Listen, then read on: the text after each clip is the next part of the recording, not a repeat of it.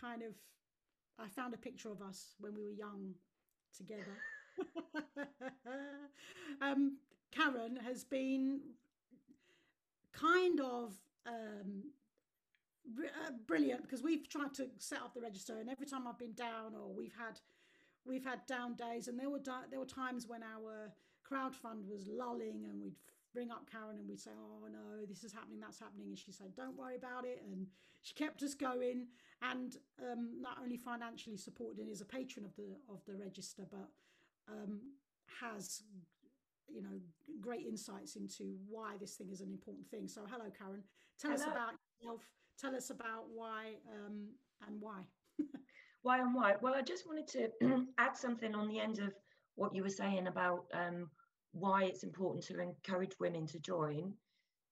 What I'd love to see is for every school in the UK and every training environment to be bombarded with pictures of tradeswomen, because there is this concept amongst girls that being in a trade is not something that you can do, and you absolutely can do it, and you can look good doing it. you know it's, yeah, some days you get dirty, but there's nothing wrong with that. I think one of the things that makes me very sad is that there is this perception out there that unless you've got beautiful nails and glowing hair, that's somehow not acceptable. You can't call yourself a woman. So anyway, but that's another tangent. But um I've always felt passionately about the fact that there's not enough women in trades, and that it's very difficult to gain entry to the trade. I retrained at 40, and I basically paid for all of my own training, and then when I qualified, I sat there and thought, oh wow, what am I going to do now? Because I felt quite isolated. I had nobody really to mentor me, and social media 10 years ago wasn't really what it is now. I i i did Google female electricians, and I found two, I think. And you know so having this register and making it so available that women can go somewhere, to talk about training, to find out more information, will just be amazing, because otherwise you've only got the male route, which doesn't really suit women all the time, because we come at trades from a completely different viewpoint to men. So it's just going to be amazing. I'm so excited. Great, great. Hello, Rebecca. You've popped up. I have. I couldn't help myself just to say it's so fantastic to see tradeswomen on the screen. It just doesn't happen anywhere. Well, I never see it. So I'm really loving what I'm hearing. I just wanted to say to everybody in the audience, please do use this opportunity to put in your questions into the Q&A. And there is some chat going on. And that's fantastic. And I know we've had a request to share the link so it can be shared with via LinkedIn. And this is being recorded. It will be on the Building People site, but also Construction Week will have it live on this platform, normally about 30 seconds after the recording ends, and you can share the link that way. So please do keep sending in comments and Q&A. And I know that you've got all this covered, Hattie, but just sitting here, I'd also love to know a bit more about the register in terms of your timelines, how it's going to be working for the user, etc. But I'm just going to sit here quietly, but maybe chip in from time to time because I can't help myself. Okay. Okay. Well, I'll let you know. I mean, just before the end of the presentation, I'll show you the landing page and how easy it's going to be to get people on there. And what we want to do is we want to spend a lot of time, i.e., between now and at least the new year, getting as many tradeswomen on there as possible, because there's nothing worse than trying to find something, going to somewhere where you think they are and they're not there. So we don't want to release the register for consumers until we've got a good supply, until we think we've found you know all the tradeswomen. We're never going to find them all, but one of the things that we have as part of our mandate when we do launch it to customers is, if we can't find somebody, or if there isn't somebody directly on the register, we will try to find somebody. So that kind of is going to allow us some extra time. So we're going to know that there's a demand in a certain area for a certain trade.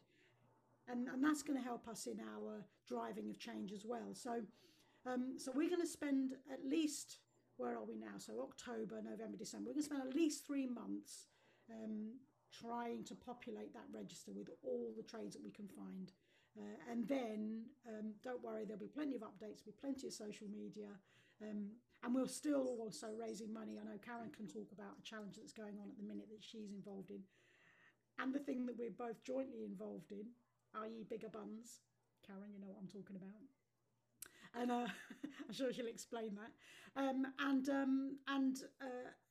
there's another event next week that's still raising money. And all that money, what that goes towards is that enables us to have personnel who will find the tradeswomen.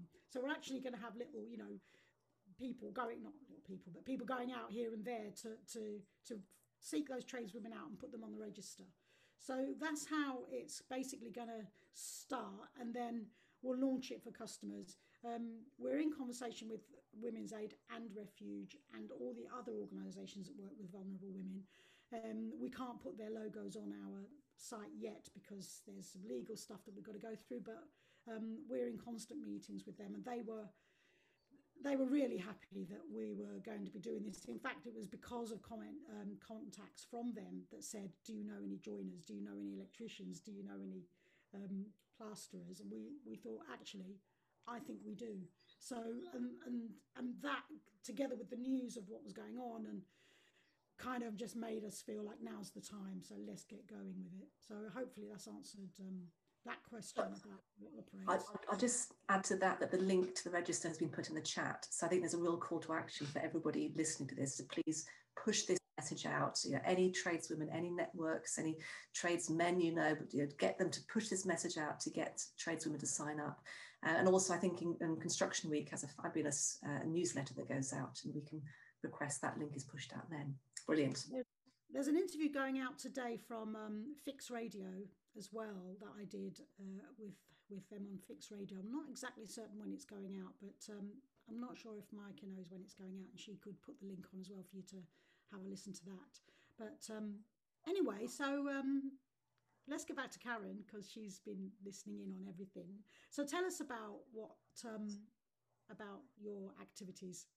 So I belong to a group called Warrior Women, which sounds a bit scary, but it's really not. It's a fitness group. Pre-COVID, we were doing mixed martial arts. Very sadly, obviously we couldn't go to the dojo during lockdown. Warrior Women is run by an amazing lady called Jamie McCagan, and she very quickly started putting together some Zoom sessions for us, so we were able to still feel like we were in a community and to still carry on exercising. It's actually a lot harder in your own lounge than it is in the dojo. But anyway, so, and then we, as part of Warrior Women, Jamie feels very passionately about, domestic abuse and women's aid. She actually donates a percentage of all the money that she takes for classes to Women's Aid. And we work very closely with our local refuge. We collect donations for them, clothing, toys. I've personally visited the refuge on several occasions to do electrical work for them. And it's a hugely inspirational place to go. And it's quite moving as well. Anyway, so when Hattie told me about the register, I was like, oh, there's got to be a link here for the Warriors. And we would have been in the Lake District a few weeks ago doing a challenge, and we would have been fundraising for Women's Aid, which sadly we couldn't do. So I said to Jamie, how about doing a challenge and raising funds for the register? And Jamie was like, that's such a fantastic idea. So we are currently doing a marathon walking challenge. So every day, myself and 50 other women are walking, getting our steps up. We're aiming to complete either 1 marathon, 2 marathons, or 3 within 2 weeks. And we've all paid to take part in this, and we're actually directly fundraising for for the register. So it's really exciting, and I've been completely blown away by the support, you know, that's come out of that, because as women, we want to support women. You know, that's what we want to do, and I think that's a very natural thing for women to do. Women want to raise each other up. You know, there is a saying, isn't there, that behind every successful woman, there's a whole heap of other successful women that have their back. And I think it is very true, because women want to see each other succeed. So yeah, that's really exciting. So that's been going since Saturday, and it finishes a week on Saturday. So hopefully we'll have some more money for the register, and we'll all get a medal and a t-shirt. So that's the important bit. But I also know that you're getting industry involved. Okay, so this is very top secret, hush hush. No, it's good, it's fine. No, it's not really. I'm going to be launching it tomorrow, but I just suddenly thought, I mean, I've already pledged my, you know, sponsorship for the register, and I was thinking, but there must be more that I can do. What else? How can I use my social media influence for good? So I thought, you know what, I could do a calendar. So, the calendar is in progress. I've got a fantastic award-winning construction photographer involved. She's going to take the pictures. Companies have paid to sponsor a page, and we're going to be, you know, promoting products or services for them, and they're all going to donate a prize. And then to encourage people to buy a calendar, you'll go into the draw to win a prize as well. And yeah, and for every calendar that's bought, once the production costs of the calendar have been covered, that money will go directly to the register. So I'm thinking 1,000 calendars at this point, you know, but we'll see. So yeah, but that's really exciting as well. So what would be really brilliant is when that is launched, if there's a link to something we can find, then maybe we can make sure that we get that out. And everyone listening to this, please, as well, if we can get that out, that would be amazing. Because I just for us, the extra means that we can bring things forward.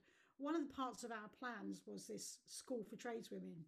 Now we have a building that's not far from us, and we've been trying to. It's a disused Methodist church, and we've been trying to get the Methodists to allow us to have it. And luckily, it's a structurally sound building. It's got a good roof, but inside it is in need. And we have asked them to allow us to have that building for, you know, Peppercorn, and start our training courses.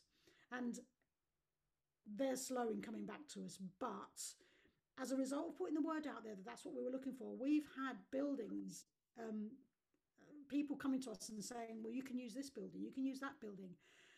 And that has meant that we can bring forward, we thought, well, we need to run the register for ages before we can afford to do that. But actually, we've now got fundraisers who are working towards bringing money into the register, which means we can bring those projects forward. So instead of us saying, well, we've run the register for 5 years now, we've made this much profit, we're now going to start a school, we could probably start our first versions of those schools in different buildings, probably, I'm going to be bold, and I'm going to say next year, as long as we're allowed to like be with people. I think probably by this time next year, we may have already started our training courses, and that just thrills me beyond words. And you know, and it's efforts from Karen and you know, those efforts, and also our industry. I forgot to say, for people who sign up quickly, there are raffle prizes, and I'm going to be making some videos over the weekend and releasing what those raffle prizes are going to be. We've had some great ones from people in our industry. And I think it's very important, don't you, Karen, that it's not just us. Oh, it's very massively. Yeah, but you know, it's funny because when you first started to publicise the register, there was a lot of confusion. And people were thinking, oh, you're going, you know, people didn't realise that it was going to be not for profit. people just thought that you were creating a directory, which, you know, I know it's not. And people were like, oh, another directory, yeah. And you'll just be taking a percentage of the profit and you'll be setting charges and things like that. And there was quite a lot of concern and a little bit of frustration and a little bit of anger on some people's parts, not just from men, but from some women as well. And so I think it's really important that, you know, we're getting this message out there about exactly what the register is and exactly why we feel so passionately about it. And the fact that this is not just a register of tradeswomen, this is going to be a legacy. This is going to be something that, you know, when we've gone, that people will say, oh yeah, you know, Hattie Hasan MBE, she set this ball rolling. And, you know, maybe there'll be a statue in Trafalgar Square or something. No, I'm going to be so bold to say that, because this is going to change the future of not just trades, but of the perception of what it means to be in a trade. It's going to change the future for not just girls, but children to think of things differently. I mean, look, we had the Bob the Builder, didn't we? And Bob was the builder and Wendy just ran round after him with a dustpan and brush. We're not going to have Bob the Builder anymore. We're going to have Hattie the plumber and Karen the sparky and so many more things. And this is going to change the culture of how we perceive tradespeople, you know, and that's just massively exciting. Yeah, I can feel that just as you're talking about it.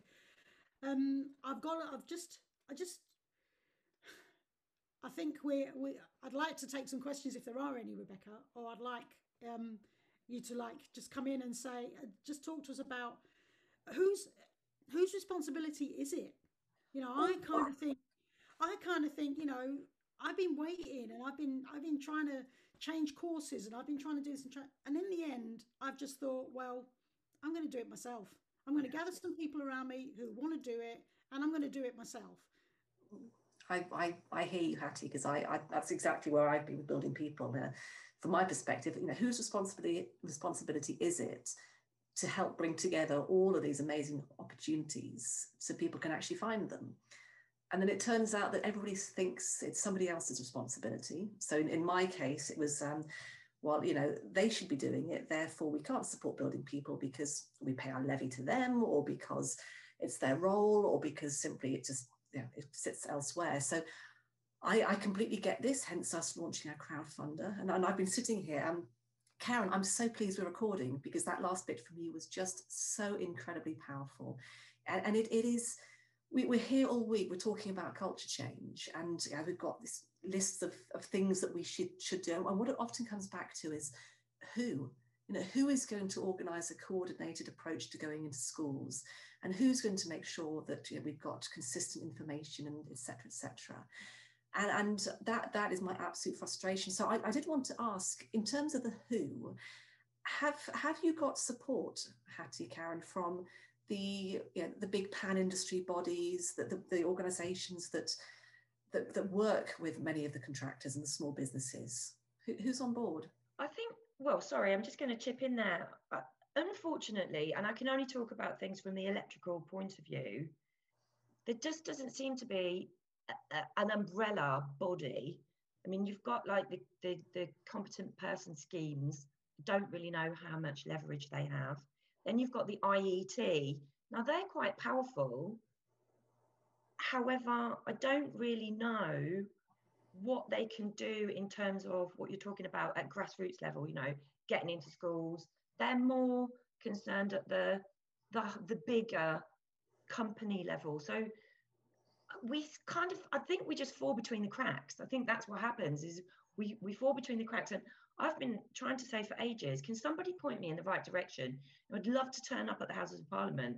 If you can just point me to the person that I need to go to have this conversation, it would be amazing. But we just fall in between the cracks. So yeah. I don't understand it. It's frustrating. Well, I got a little bit of hope because I was, you know, being named in this year's honours list for the work with women in the plumbing and heating industry. being recognised at a, if you like, a royal level has meant to me that I can now step outside of the industry. So I might be able to be the bridge. Yeah. I might be the person who now, because I've got these letters after my name, they, you know, somebody might call me and say, actually, you know, you've got this MBE for doing that work. Maybe you can come and speak to somebody and maybe there can be some influence. I don't know who's responsible. I think everyone's responsible. You know, I think a lot of times people say to me, do you go into schools and do you do this? Yes, we do. We do all of that. But actually, Mikey used to be a therapist, a play therapist, and she started a company called Family and Child Therapies, because you can't do play therapy with a child and then send them back into a dysfunctional, you know, family. So you have to do the whole thing. It has to be a holistic approach. So it's no good me going and saying to a girl, you go for it. You want to be a plumber, you be a plumber. When everyone's looking at her saying, oh, no, you want to be a plumber. So it needs everybody. It needs parents. It needs media. It needs companies. It needs government. It needs everybody just to say, whatever you want to do it, and we'll support you. And, you know, I don't know how we're going to get to that point. No, I don't disagree at all, Hattie. I think certainly within Building People, we're saying it's time for a bottom-up approach. So for years and years, it's and then Terry, who's the co-pilot of Building People, I can just hear him echoing in my ear. But for years, it's been this top-down approach, and it's just proven that it doesn't work. And I mean, that's what drives me. And I'm going to go slightly out on a limb here, but if we go back to what Building People's created, so we've created technology that is designed to be shared with every organisation that has this reach into different communities. So whether it's minority ethnic communities, LGBTQ, whether it's young people, women, we've created this technology. And so that the point of the crowdfunder, because as I say, the response we've had is, oh, this is fabulous, but kind of, yeah, it's sort of, they should be paying for it. Mm. And fall, like you're saying, Karen, between two stools. Individuals are saying, great, but we pay our membership fee to them, they should do it. And then we've got, of course, it's a terrible time. It's COVID, it's redundancies, employers are struggling, but we cannot let diversity and inclusion slip. So my feeling is that if we can get funding into Building People and the funding goes into our, say, our women community, we could work with any one of those groups. We could add our technology to their websites, which means that any woman going onto, I mean, you know, even the Stopcock's website, actually got a bad example because you're probably too good already, but say going on to one of the other ones, we can provide them with a mentoring service. We can provide them with a listing of jobs, with training, all of this underpinned with just one simple platform. So I think I'm saying today, this is a bottom-up approach. We all have to do this. There's links in the chat to the crowdfunder and some of the crowdfunder to the register for the Stopcock's Register of Tradeswomen. There's also links to the Building People crowdfunder, but it's only going to work if we do it together. We've got 5 minutes left. That's my